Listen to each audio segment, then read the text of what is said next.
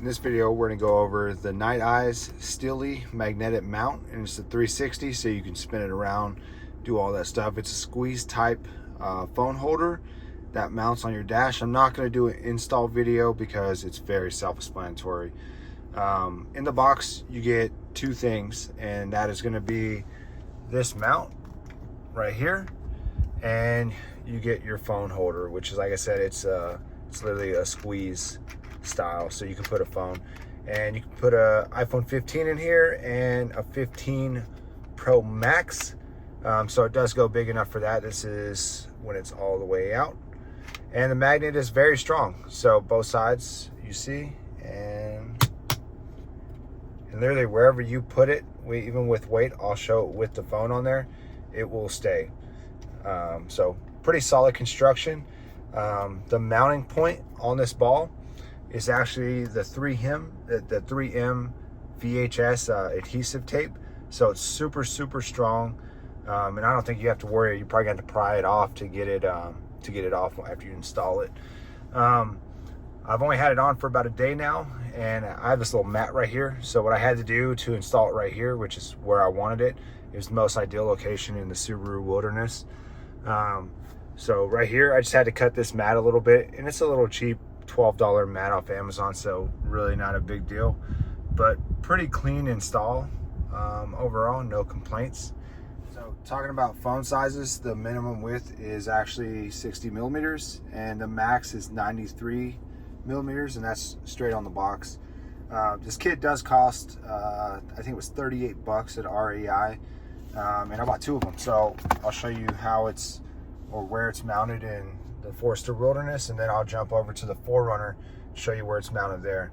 But real quick, I'm gonna hook up a phone in it, and I'll show you what it looks like with the phone. So here is it with the iPhone 15 Pro. You could mount it lower or higher. I did it right here because it keeps it off the buttons. And the main point of this for me is I like to have a hands-free car ride pretty much. I don't want to have to carry my phone. I don't want it on my lap. That's a bad habit I have. And when it's hooked up like this, I can just go ahead and I can plug it in, boom, and then everything is connected. And if I have, like, if I want to change a song, I can literally keep my eyes on the road and change a song. It's a little bit easier. And while the CarPlay does have Spotify and all that stuff, it's not as easy to navigate through Spotify as it is on your phone. So to me, it's safer to have this on and drive with it up there. And then if you're going to answer, you can use your phone, or you could use the screen. But for me, it's more so to mount the phone and keep it out of the way. And if I want to run like a trail map and a regular map, I can run that as well. Couple different reasons, but overall, so far, initial install, first 24 hours, pretty good. I like it. If it does suck, I am gonna do an updated review on it. If it's good, then obviously I'll do a review on how good it was.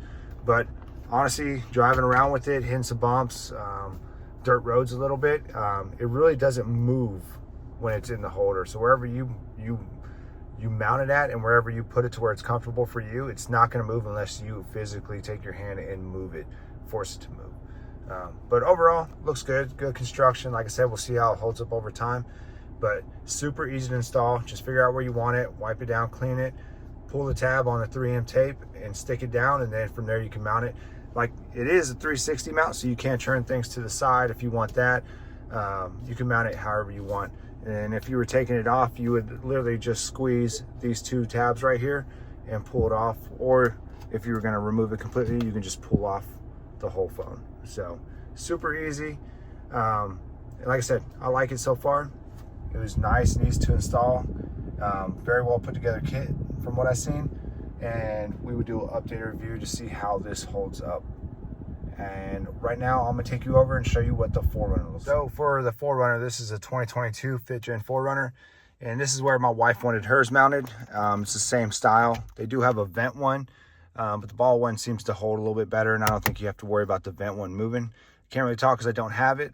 The biggest thing with where she wanted it, which was within her arm reach and comfortable for her, is that it blocks the vent. And that's not too big of a deal because you can lean it up. You can still turn the vent and get air wherever you need it. And this thing's got plenty of vents.